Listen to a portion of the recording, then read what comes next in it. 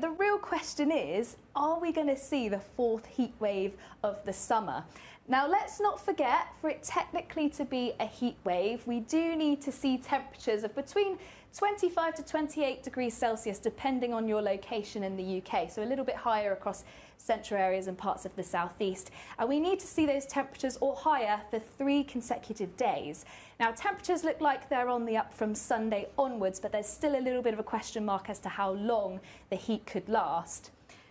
Nevertheless, whether it's a heat wave or not, temperatures are going to be on the up. So here we have temperatures compared to the climatological average here in the UK. And you can see already from these charts, these are daytime temperatures along the bottom from Sunday to Wednesday, and these are overnight temperatures from Sunday night through into Tuesday night. So it's not just the days that are going to be warming up, it's the nights as well.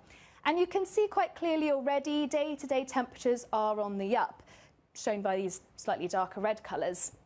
So initially on Sunday, the bulk of the heat is going to be across central England, parts of the southeast, East Anglia, London in particular. We're going to start to see temperatures pushing through into the high 20s.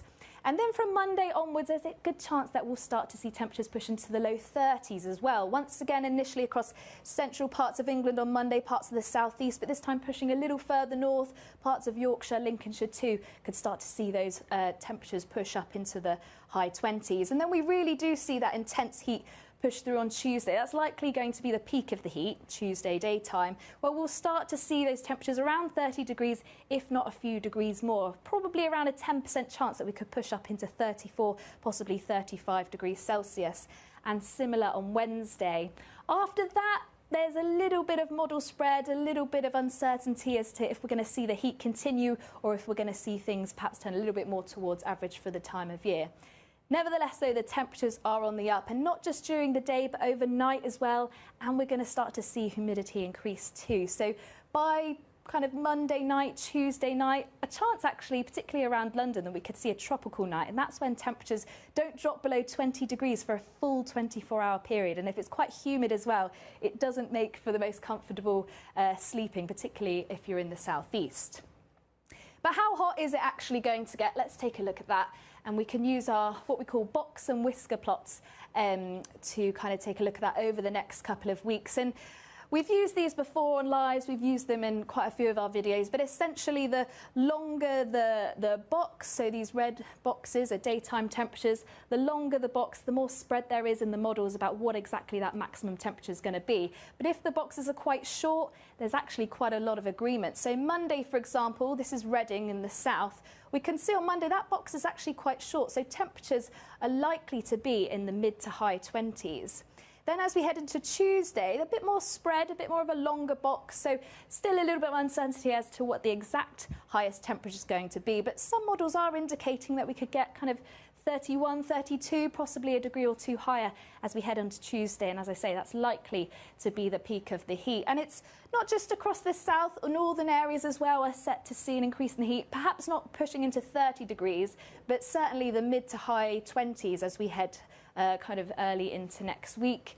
And then, as I say, from Wednesday onwards, we see a bit more of a spread in those temperatures, so a little bit more of a question mark as to how long that heat's going to last. But certainly Monday, Tuesday and possibly Wednesday, we're going to see that heat increase.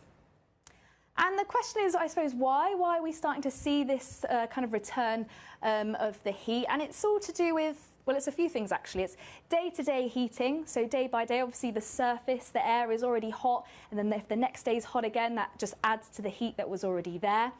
We also have high pressure dominating the weather, and in a high pressure situation, generally the air is moving down, and as it does so, it compresses. That creates heat as well, so it's all about subsidence.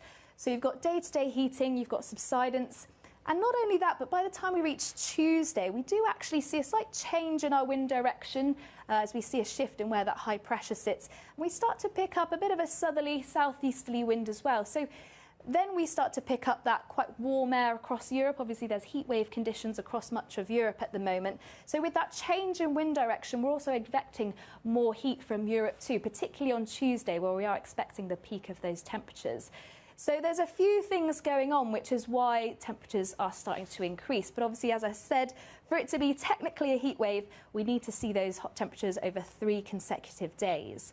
So it could be a heat wave, or we could just see an increase in the heat, but nevertheless, it is certainly going to be feeling warm, and many of us are going to be seeing plenty of sunshine.